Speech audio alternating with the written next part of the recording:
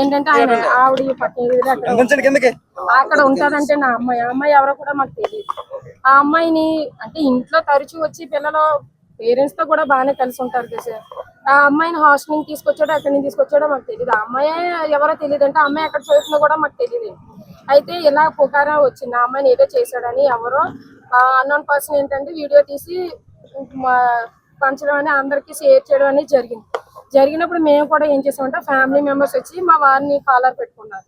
నేను లోపల ఉన్నానని గబగబా వచ్చి, ఒరే తమ్ముడు ఇది కరెక్ట్ కాదు, నీకేం జరిగిందో నాకైతే తెలియదు, కానీ నా భర్త ఇక్కడ ఉన్నాడు కదా, నీకేం జరిగిందో చెప్పంటే, అక్క నీకు వీడియో చూపించాలక్క, నీ ఉండగా నేను ఏ మాట అనలేను, ఎందుకంటే నువ్వు నాతో చాలా బాగుంటావు, నువ్వు నన్ను చాలా బాగా చూసావు అక్క, నేనేం అనలేను అని చెప్పాడు.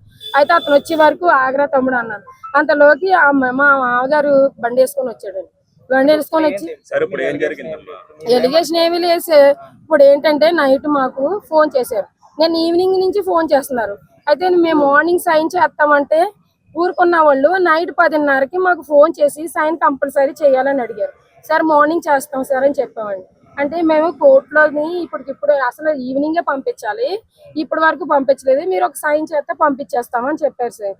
అంటే ఓకే అని చెప్పేసి మా వారు వచ్చారు. సాయంత్రం చేసిన టైమింగ్ చూడండి, సార్ అంటే ఏంటంటే కోర్టులో ప్రొడ్యూస్ చేయడానికి ఇలాగా ఫ్యామిలీ మెంబర్ ఎవరో ఒకరు సైన్ కావాలని చెప్పి పెట్టించుకున్నారు సార్.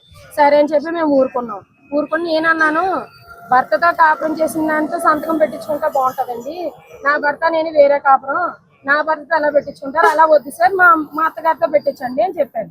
ఎవరైనా పర్వాలేదమ్మా ఇప్పుడు అర్జెంట్గా సంతకం పెట్టండి అన్నారు. సరే అని చెప్పి మా వారు సంతకం పెట్టారు. పెట్టినప్పుడు అదే 10:30కి మీరు సంతకం పెట్టించుకున్నారు, 37:40 లోపు ఆ ప్రాంతంలో పెట్టించుకున్నారు. మార్నింగ్ సిఏ సార్ వాళ్ళు ఫోన్ చేసి ఇలా చనిపోయాడమ్మా, ఇలా వాష్రూమ్ కానీ దిగి వాటర్లో దూకేశాడు, మాక్సిమం ఏంటంటే ఆయన గౌరవం పోయిందని చెప్పేసి ఇలా చేసుకున్నాడేమో అని అన్నారు. దానికి మేమేమి అనమండి. ఒక అమ్మాయిని పాడు చేశాడు, చావే అతను కరెక్ట్, బ్రతుకున్న మర్యాద ఉండదు ఎక్కడైనా, చచ్చిపోయాడు, మేము దానికి ఏం అనట్లేదు సార్. అదే టైం అయితే ఏ టైంలో చనిపోయాడు అని కనుక్కోమని చెప్పాను సార్. మళ్ళీ ఆయనకి కాల్ చేస్తే 10:30 ప్రాంతంలో చనిపోయాడని. అయితే నేను అన్నాను, 10 నుంచి 10:30, 11 ప్రాంతంలో చనిపోతే మన దగ్గర 10:37 టయానికి వచ్చారు, మరి చచ్చిపోయాడనే చెప్పొచ్చు కదా, కోర్టుకి తీసుకెళ్లాలని ఎందుకు చెప్పారు అని నేను ఇప్పుడు అడుగుతున్నాను సార్. ఇప్పుడు ఏంటంటే మాకు సంబంధం లేదని కొట్టినా తిట్టినా వదిలేసాం, మా కళ్ళ ముందే కొట్టేసి చంపాడని చూసినప్పుడు మేము పట్టించుకోలేదు. ఇప్పుడు చచ్చిపోయినా మాకు సంబంధం లేదు సార్, మాతో ఎందుకు ఆ మాట అబద్ధం చెప్పారు అనేది మాకు కావాలి. కోర్టులో పంపించాలని చెప్పేసి తిరిగేసి మళ్ళీ చచ్చిపోయాడని, అదే టైం చచ్చిపోవడం అంటే అది ఎలా అవుతుంది సార్? మార్నింగ్ చెప్పారు, అది నైటే చెప్పొచ్చు కదా సార్. నైటే చెప్తే డెత్ కి సంబంధించి లెటర్ రాస్తే దాని మీద మేమే పెడతాం కదా సంతకాలు, మరి కోర్టు అని ఎందుకు పెట్టాలి? అదే సార్ నాకు ఉన్న డౌట్. అది మాకు ఎక్కడ తెలీదు, మాకు చెప్పింది అయితే మాకు ఆ డౌట్ ఉంది. ఆ టైం నుంచి ఈ టైం లోపు అదేదో రాత్రే చెప్పొచ్చు కదా, మమ్మల్ని ఎందుకండి సంతకాలు పెట్టించుకుని అలా రోడ్లు అంటే లాగడం, ఆ మనిషే మాకు అవసరం లేదని వదిలేసాము. కట్టుకున్న భార్యతో పాటు నా పిల్లలతో పాటు ఫ్యామిలీ ఫోటో పెట్టేశారు మమ్మల్ని. నా పిల్లలను మేమేం చేసాం సార్? అసలు చేసిన వదిలేసేసి నా భర్త నేను నా పిల్లలు ఏం చేసాం అసలు? నిన్న కాక మొన్న నా ఆడపడుచు ఫోటోలు పెట్టారు, అలా ఎందుకు పెట్టాలి సార్? ఎవడైతే తప్పు చేశాడో ఆడి చర్మం ఒలిచేయాలి కదా, మేము ఏం చేసాం? మేము ఆడాలమే కదా. మీ ఇంట్లో ఆడపిల్ల పరుగు పోతే మీరు బాధపడుతున్నారు, మేము మా పరుగులు పోవా? మా ఫోటోలు ఎంతమంది చూస్తారు? సీసీ కెమెరా విజువల్స్ అనేది కావాలి సార్ మాకు, అదే మేము అడిగేది sir. CC camera visuals time to time మాకు వస్తే చనిపోయిన మాకైతే బాధలేదు సార్. ఏంటంటే మాకు ఆ టైంలో అలా చెప్పారు. ఏం లేదు సార్, లేదంటే ఎవరన్నా ఏమైనా చేశారా అనేది మాకు తెలియాలి సార్. పోలీస్ కస్టడీలో ఉండి ఎవరైనా ఎలా ఎందుకు చేస్తారు?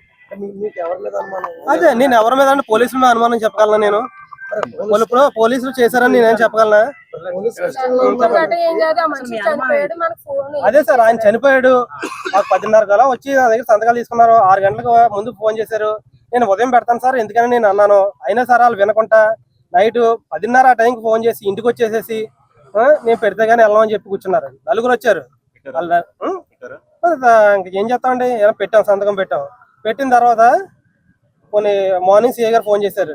6-7 టైం కల్లా ఫోన్ చేసి ఇలాగా మీ నాన్నగారు ఇలాగా సూసైడ్ చేసుకున్నారట్టుగా అన్నారు. కానీ ఆ సూసైడ్ కాదు కదా, అది నైట్ 10:30కి, అదే ఇప్పుడు బాత్రూమ్ తీసుకొచ్చిన అతను బాత్రూమ్కి వెళ్ళి దూకిసారు అన్నప్పుడు మరి అప్పుడే మాకు ఇంటిమేట్ చేయాలి కదా నేను అనేది అదే. మరి అక్కడ నుంచి తీసుకెళ్ళింది రూరల్ స్టేషన్ లో ఉన్నారు ఆయన. రూరల్ స్టేషన్ నుంచి ఇక్కడ టౌన్ స్టేషన్ తీసుకొచ్చారు. అక్కడ హైవే మీద విజువల్స్ ఉంటాయి, సీసీ కెమెరా విజువల్స్ ఉంటాయి. ఇక్కడ టౌన్ లోకి వెళ్ళేటప్పుడు ప్రతిదీ టౌన్ లోకి వెళ్ళినప్పుడు సూసైడ్ కాదు సార్, ఇది సూసైడ్ కాదు. టౌన్ లోకి తీసుకెళ్లారు, టౌన్ లోకి తీసుకెళ్ళినప్పుడు అక్కడ కూడా కెమెరాస్ ఉంటాయి. ప్రతి దగ్గర అది స్టేషన్ వరకు కూడా కెమెరాస్ ఉంటాయి, స్టేషన్ దగ్గర కూడా కెమెరా ఉంటది. అంటే మాకు ఆ డౌట్ అవన్నీ ఏంటంటే సార్, అవన్నీ విజువల్స్ పుట్టినప్పుడు స్టేషన్ లో బయట తిరిగిన మనిషి స్టేషన్ లో కూడా బయట రోడ్డు మీద తిరిగాడు. అదే సార్, అదే తెలియాలి కదా మాకు ఏం జరిగిందని. అదే దర్యాప్తు ఆన్ చేయాలి సార్. దర్యాప్తు ఆన్ చేయాలి సార్. జరిగిందో తెలియాలి ఇప్పుడు సార్. పోలీసులు ప్రమేయంతో చేశారా లేదంటే ఎవరన్నా వాళ్ళకైనా కష్టం చేశారా అని ఎవరన్నా ఉంటేనే కదా ఏం చేస్తారో. అది ఏం చేస్తారో మాకు తెలియాలి సార్. ఇప్పుడు ఆయన చనిపోయిన విధానం చూస్తే మాకు బాగోలేదండి అది.